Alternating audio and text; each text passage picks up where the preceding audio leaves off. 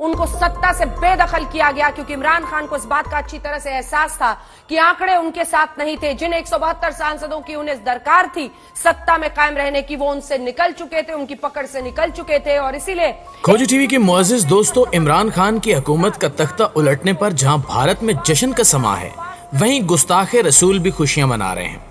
Holland के बदनामे जमाना गुस्ताखे रसूल ग्रेट वेल्डर ने एक ऐसी ट्वीट की जिससे ये वाज़े हो चुका है कि अहले कुफर इमरान खान के जाने का बड़ी बेसब्री से इंतजार कर रहे थे। हॉलैंड के मलून ग्रेट वेल्डर ने ट्वीट में क्या कहा और क्या इस्लामोफोबिया के सामने डट जाने की वजह से ही इमरान खान को इक़्तिदार से हटाया गया, असल कहानी है क्या, आज की ज़ेरे नज़र वीडियो में हम आपके सामने वो हकायक रखने जा रहे हैं जिनकी तफसील आपकी आंखें खोल देने के लिए काफ़ी है। अहले कुफर की साजिशों और चालों को समझने के लिए इस कीमती वीडियो को आखिर तक जरूर देखिएगा ताकि आप हकायक से आगाह रह सकें।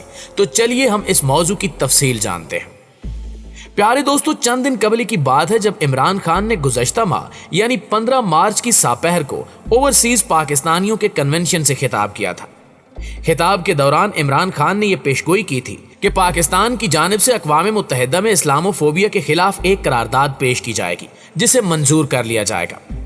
पाकिस्तान और अमेरिका के वक्त में 9-10 घंटे के फर्क की वजह से पाकिस्तान में जब रात का वक्त था तो यूएनओ की जनरल असम्बली में पाकिस्तान के मुस्तकिल नुमाइंदे मुनीर अकरम ने जनरल असम्बली में यह करारदाद पेश की कि 15 मार्च को इस्लामोफोबिया के तदारुक का आलमी दिन करार दिया जाए। इस करारदाद को इस्लामिक कॉन्फ्रेंस के 57 ममालिक और 8 मजीद ममालिक जिनमें चीन और रूस भी शामिल हैं, इनकी हिमायत हासिल थी। ये करारदाद इत्तिफाक़े राय से मंजूर कर ली गई। इस करारदाद की मंजूरी ने अहले कुफर और मुसलमान मुखालिफ कुव्वतों को सीख पा करके रख दिया था, क्योंकि मगरबी ताकतें इस्लामोफोबिया को तरवीज देकर मुसलमानों को बदनाम करने की भरपूर कोशिश करते आई हैं। इस्लामोफोबिया लफ्ज़ इस्लाम और यूनानी लफ्ज़ फोबिया यानी डर जाना का मजमुआ है। गैर मुस्लिमों को इस्लाम के खिलाफ भड़काया जाता है, जिसकी वजह से इनके दिलों में इस्लाम के खिलाफ खौफ पैदा हो जाता है, जिसे इस्लामोफोबिया कहते हैं। इस्लामोफोबिया एक जदीद लफ्ज़ है जो मुसलमानों और इस्लाम को बदनाम करने के लिए तैयार किया गया है। इमरान खान वो वाहिद लीडर हैं जिन्होंने आलमी प्लेटफार्म पर इस्लामोफोबिया के खिलाफ तवाना आवाज़ बुलंद की और इनकी धाड़ ने अहले कुफर को लर्जा कर रख दिया। बेशतर अफराद ये समझते हैं कि इमरान खान को सियासी मुफादात और अमेरिका की बात न मानने पर इक़्तिदार से हटाया गया, मगर ज़मीनी हकायक ये भी बतलाते हैं कि इमरान खान की तकारीर में इस्लाम का उनसर झलकता था और इमरान खान ने आलम इस्लाम को इकट्ठा करने के लिए काफ़ी जतन किए। यही वजह है कि हिंदुओं, यहूदियों और ईसाइयों समेत दीगर मुस्लिम मुखालफी मजहबी ग्रोहों ने यह भांप लिया था कि यह शख्स इनके लिए संगीन खतरा बन सकता है। इसी खतरे के पेश नज़र इमरान खान के खिलाफ एक महाज तैयार किया गया जो रफ्ता रफ्ता इस मर्द मुजाहिद को जकड़ता गया और इसे इक़्तिदार से अलहदा कर गया। बैरूनी साजिश का सबूत वो ट्वीट भी है जो हॉलैंड के गुस्ताखे रसूल सल्लल्लाहु अलैहि वसल्लम ने चंद घंटे कबल किया और ये ऐलान किया कि इमरान खान के इक़्तिदार का तख्ता उलटने से अहले कुफर कितना शादमान है। हॉलैंड के बदनामे ज़माना गुस्ताखे रसूल ग्रेट वेल्डर ने ट्वीट करते हुए लिखा कि इस्लामी शिद्दत पसंद इमरान खान को ऑफिस से बेदखल कर दिया गया है, जो एक खुश आइंद अमर है, क्योंकि इमरान खान दहशतगर्दी को सपोर्ट करने वाला, मजहबी आज़ादी, जमहूरियत और हिंदुस्तान का दुश्मन था। इस ट्वीट को पढ़ने और समझने के बाद ये वाज़े हो जाता है कि पाकिस्तानी साबिक वज़ीर आज़म इमरान खान की तकारीर और पॉलिसी से कुफार कितने खौफज़दा थे। कोई तस्लीम करे या न करे, मगर इमरान खान वो वाहिद शख्स हैं जो पिछले कई बरसों से इस्लामोफोबिया के खिलाफ एहतजाज करते नजर आए। इन्होंने 3 साल कबल जनरल असम्बली के इजलास में तकरीर करते हुए भी इस्लामोफोबिया की शदीद तरीन अल्फाज में मजम्मत की थी। चंद माह कबल पाकिस्तान में OIC वज़राए खारजा का गैर मामूली इजलास हुआ, जिसमें अफगान बदहाली को दूर करने के लिए इकदामात पर गौर किया गया था। तो वज़ीर आज़म इमरान खान ने उस मौके पर भी अपनी तकरीर में इस्लामोफोबिया का मौजू बनाया और OIC को अपील की कि वो अपने प्लेटफार्म से इस्लामोफोबिया के खिलाफ आलमी सतह पर आवाज़ उठाए।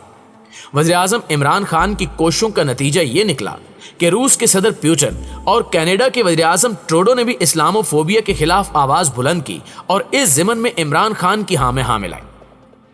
नाज़रीन गिरामी, मुसलमानों के खिलाफ नफरत तो अमूमी तौर पर देखने में आती रहती है, लेकिन 9/11 के बाद इस लहर में शिद्दत पैदा हो गई। हालात की संगीनी का आलम यह था کہ ہر داڑھی والے مسلمان کو دہشت گرد سمجھا جاتا۔ امریکی ایئرپورٹس پر امیگریشن حکام مسلمانوں کو الف تا یہ ننگا کر کے تلاشی لیتے۔ امریکی کمپیوٹروں میں محمد اور احمد کے ناموں کو خدا نخواستہ دہشت گردوں سے وابستہ کر دیا گیا اور ان ناموں والے اشخاص کو ٹارچر تک کا نشانہ بنایا جاتا۔ نوبت یہاں تک پہنچی کہ دنیا میں جہاں کہیں بھی دہشت گردی کا سانحہ ہوتا تو اسے مسلمانوں کے سر مڑ دیا جاتا۔ اسلامک ٹیررزم کی نئی اصطلاح رائج کی گئی۔ امریکی اسکولوں میں آئے روز گن فائر ہوتا ہے، لیکن کوئی ان طالب علموں کو عیسائی دہشت گرد نہیں کہتا۔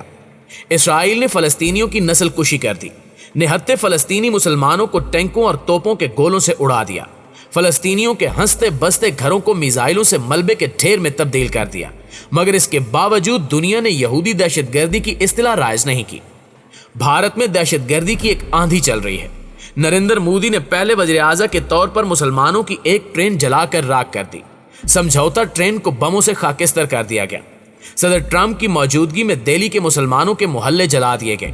جنت نظیر وادی کشمیر میں بھارت نے 75 برسوں سے دہشت گردی کا بازار گرم کر رکھا ہے، لیکن کبھی عالمی میڈیا میں ہندو دہشت گرد کی اصطلاح استعمال نہیں کی گئی۔ مگر افسوس کہ مسلمانوں کو کبھی معاف نہیں کیا جاتا۔ انہیں اذیت پہنچانے کے لیے سب سے مکروہ حربہ یہ استعمال کیا جا رہا ہے کہ پیغمبر آخر الزماں صلی اللہ علیہ وآلہ وسلم کی ذات کو بھی برا بھلا کہا جاتا ہے۔ ناروے کے اخباروں نے آپ صلی اللہ علیہ وآلہ وسلم کے کارٹون بنائے اور انہیں آزادی اظہار کا نام دیا۔ پیرس کے ایک میگزین نے بھی حضور اکرم صلی اللہ علیہ وآلہ وسلم کے خاکے بنائے اور اس مکروہ حرکت کو بھی آزادی اظہار کا نام دیا گیا۔ مسلمانوں نے جب اس پر احتجاج کیا تو ان خاکوں کو دنیا بھر کے اخبارات میں شائع کروایا گیا اور فرانسیسی صدر نے ذاتی طور پر ان خاکوں کے پوسٹرز پیرس کی گلی بازاروں میں چسپاں کروائے۔ عالم اسلام تڑپتا تو رہا لیکن کوئی مؤثر احتجاج نہ کر سکا۔ امریکہ کے ایک پادری نے یہاں تک جسارت کی کہ قرآن پاک کے مقدس صفحات کو نظر آتش کر دیا۔ کھوجی ٹی وی کے پیارے ساتھیوں، ان واقعات کے بعد یوں معلوم ہوتا تھا کہ مسلمانوں کو اذیت پہنچانے کی ایک منظم سازش کی گئی ہے۔ وزیر اعظم عمران خان اس پر خاموش نہ رہ سکے۔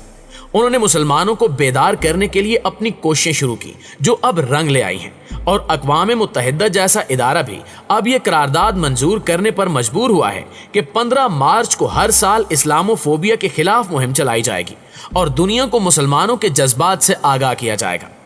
حقیقت یہ ہے کہ اسلامو فوبیا کے خلاف 15 مارچ کا دن مسلمانوں کی ایک بڑی فتح کے مترادف ہے۔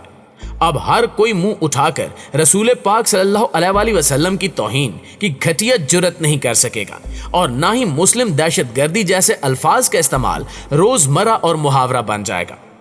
اسلامو فوبیا کے خلاف یہ دن دنیا کو باور کروائے گا کہ مسلمان خواتین اگر حجاب کرتی ہیں تو اس کو برا نہ سمجھا جائے اور ان پر آوازیں نہ کسی جائیں اور نہ ان کو معاشرے میں کم تر بنایا جائے۔ حجاب اسلامی معاشرے کا عکاس ہے جس کا انتہا پسندی اور دہشت گردی سے کوئی تعلق نہیں ہے۔ اقوام متحدہ کی اس قرارداد کے تحت مسلم خواتین کو حجاب پہننے کی آزادی حاصل ہو سکے گی۔ عمران خان نے جس طرح تنہا اسلامو فوبیا کے خلاف آواز اٹھائی اور جس طرح اقوام متحدہ نے اسلامو فوبیا کے تدارک کے لیے 15 مارچ کا دن مقرر کیا، اس سے یہ ثابت ہوتا ہے کہ حق اور سچ کا علم بلند کرنے والا بالآخر سرخرو ہو کر ہی رہتا ہے۔ انہی کامیابیوں کو دیکھتے ہوئے گریٹ ویلڈر جیسے ملعون عمران خان کو اقتدار سے ہٹانے میں جت گئے اور بالآخر وہ جیت گئے۔ وہ عظیم لیڈر اقتدار سے ہٹا دیا گیا جس نے ہر محاذ پر مسلمانوں کی بات کی۔ افسوس صد افسوس۔